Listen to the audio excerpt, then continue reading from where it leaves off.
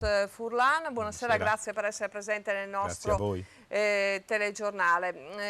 Prima di parlare un attimo di attività anche per quanto riguarda un po' le emergenze, abbiamo visto proprio venerdì la visita del Presidente Mattarella in Regione, in occasione appunto dei 40 anni dal terremoto del 76 in Friuli, ma anche l'attività di vari comitati locali che si stanno battendo per difendere gli ospedali del territorio a seguito della riforma della sanità attuata dalla Giunta regionale. Comitati che sostanzialmente chiedono che questi ospedali mantengano la propria attività e hanno chiesto al Presidente Mattarella di aprire un dialogo con la Regione perché insomma si arrivi ad una sorta di mediazione. Territori che vogliono un po' essere protagonisti delle decisioni che vengono adottate. È legittimo. C'è stata anche una grande contraddizione fra il Presidente della Repubblica e quello che la nostra governante dice, la governatrice. Si parla di autonomismo, di federalismo, di tutto e di più. In Regione si sta facendo di tutto per ammazzare quel federalismo e quell'autonomia spinta a cui noi ci teniamo, quando il Presidente stesso ha riconosciuto che una regione, avendo l'economia in mano, avendo l'autonomia in mano di poter decidere e lavorare sul proprio territorio in maniera diretta, senza terzi poteri, chiamiamoli pure così, è stato il punto critico e il punto massimo della ricostruzione, quindi un valore aggiunto. Se non si è capito questo, in questo passaggio è grave.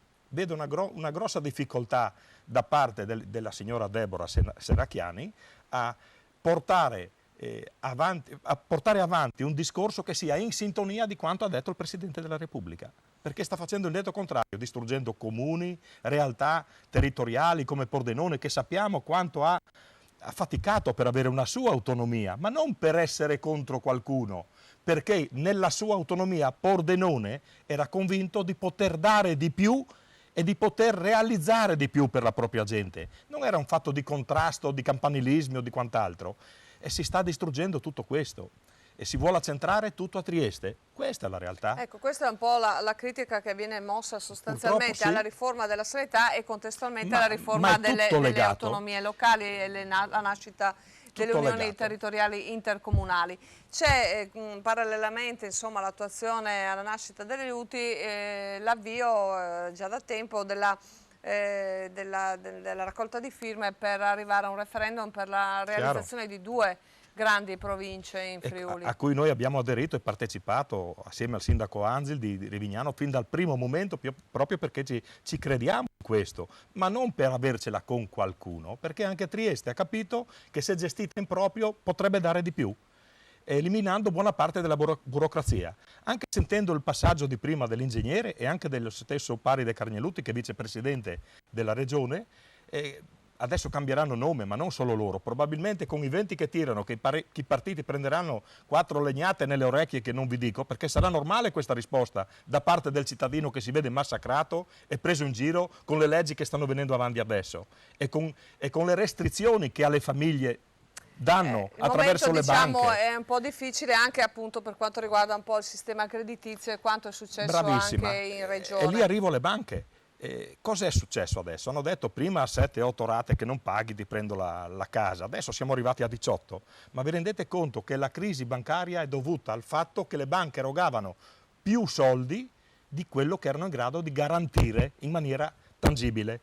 Cosa stanno facendo con questo? Stanno praticamente permettendo alle banche, grazie ai nostri politici, di intervenire nella proprietà privata e di ricapitalizzare in modo concreto con gli immobili che persone hanno dedicato una vita per costruire attraverso l'aiuto dei genitori, dei nonni, gli stessi giovani che si mettono in discussione. E soprattutto in Friuli poi la casa è diciamo uno degli emblemi. Stanno distruggendo il nostro sistema sociale e questo al di là dei colori che non mi interessano in questo momento perché non saprei chi buttare via prima, non chi scegliere.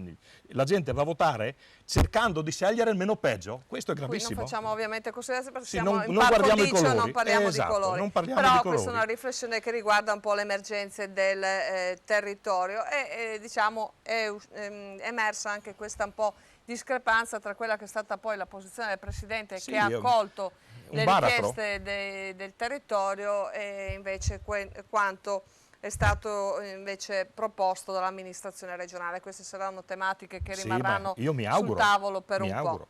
Grazie Claudio Boaro, Front Furlan. Andiamo a concludere. In primo piano anche un riconoscimento per gli studenti